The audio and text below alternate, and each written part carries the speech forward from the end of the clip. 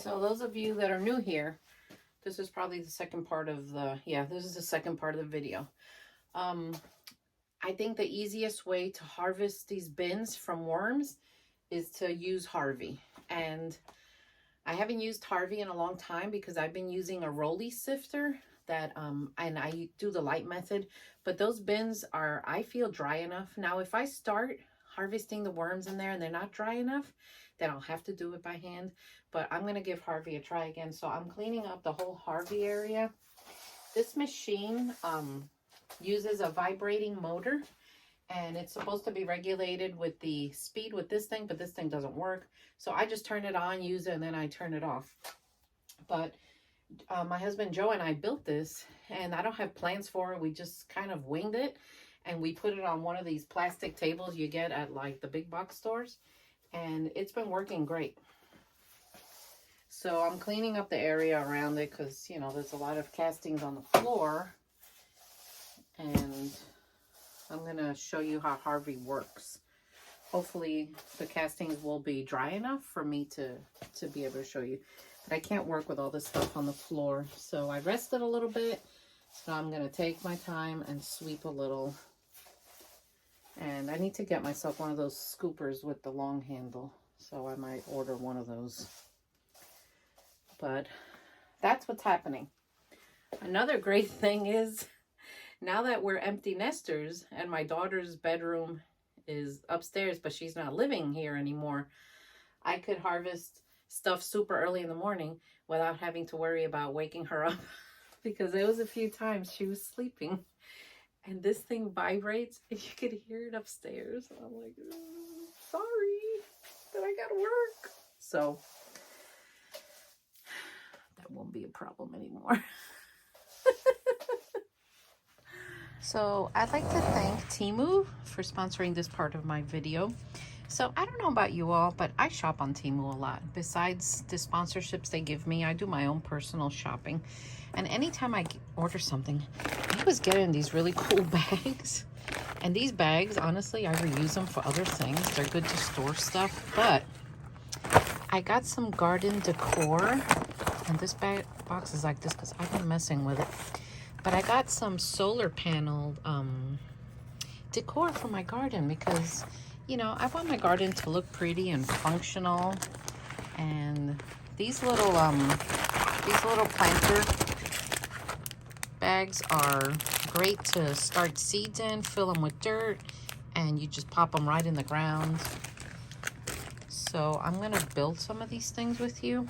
I wish I could take them outside and put them in the garden now, but I can't because it is literally 7 degrees and there's no sun.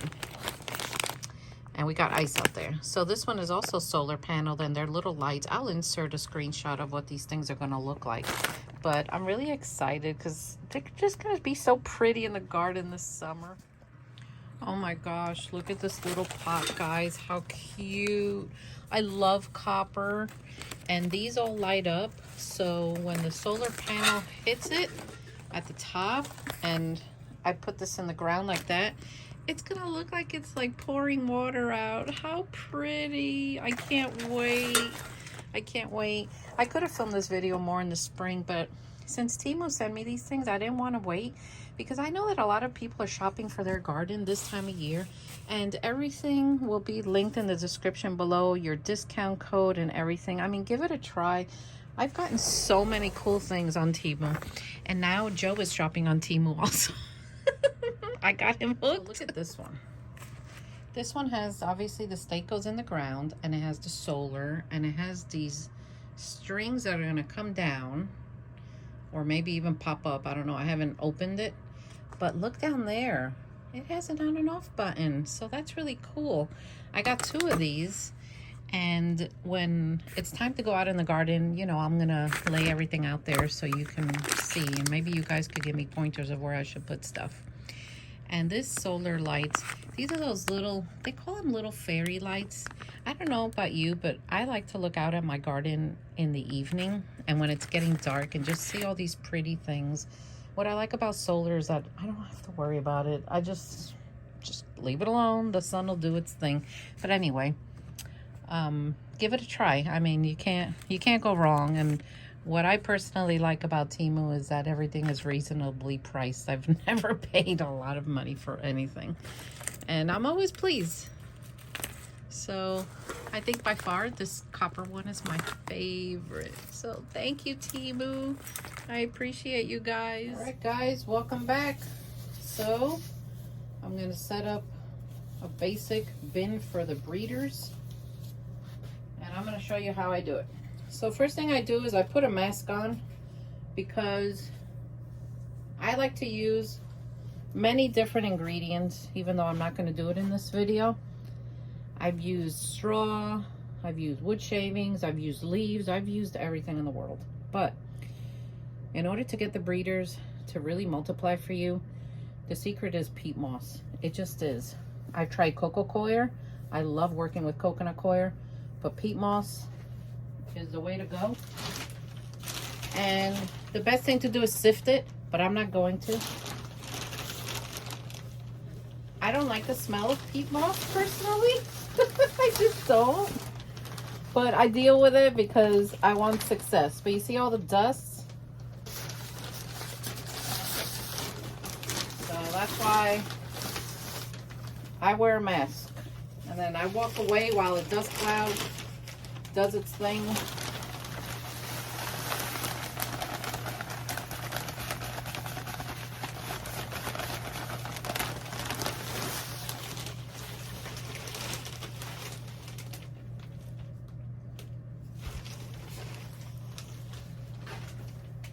Okay.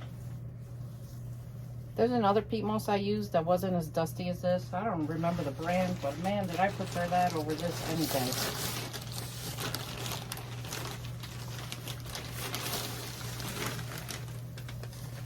So I don't put much peat moss, maybe 2 or 3 inches. Probably 3 inches is good. Because remember, breeders, you're gonna sift them out every 3 weeks. So you really don't need a whole lot.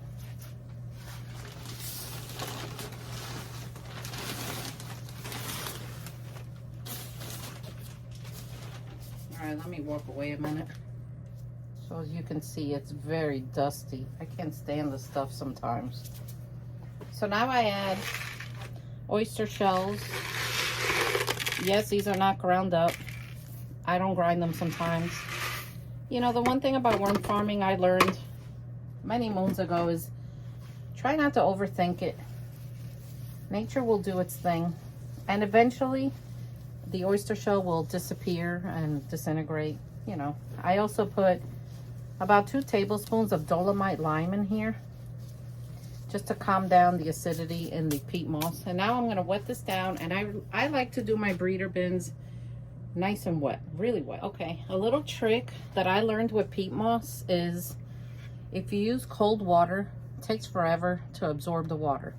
But if you use hot water, it absorbs it much faster. Plus peat moss, you know, you gotta massage it. It won't suck it in alone. It sits on the surface, which is really annoying. So you gotta like really work it in. Eventually it will suck it all up. You look, see, it's still, look at this, see? It's still sitting there. Plus, once it starts sucking all the water in, the powder will calm down. This one's like extra powdery. I can't stand it. I can't stand it.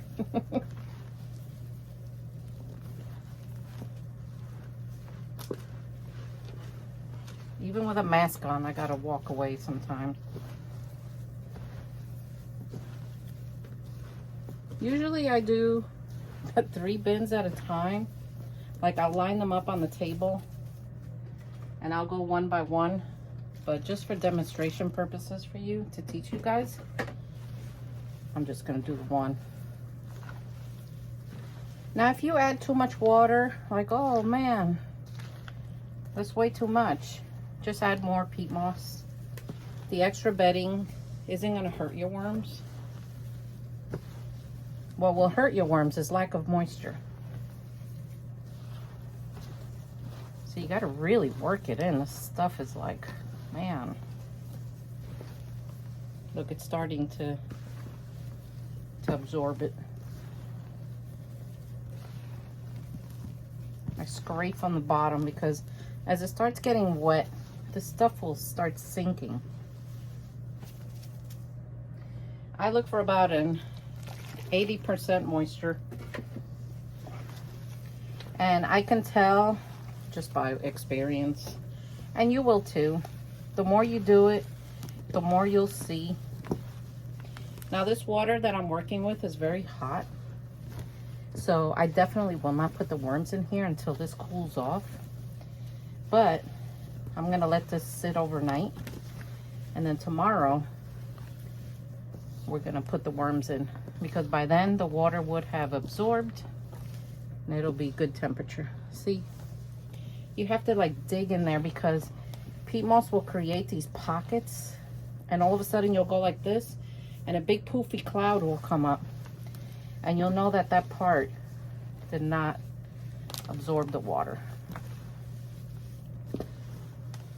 So this is nice and wet.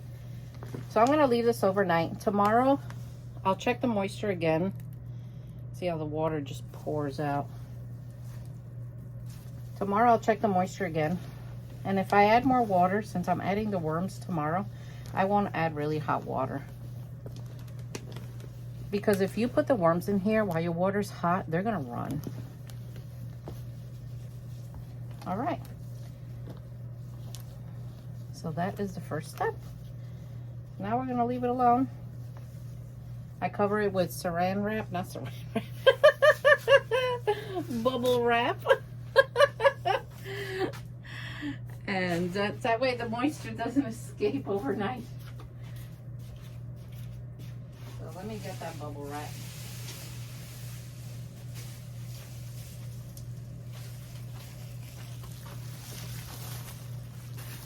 You've seen how well this stuff works.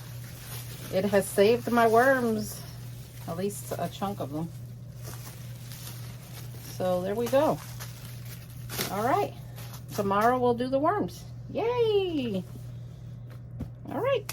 I haven't already told you guys, press that subscribe button. Give me the thumbs up. Watch the videos.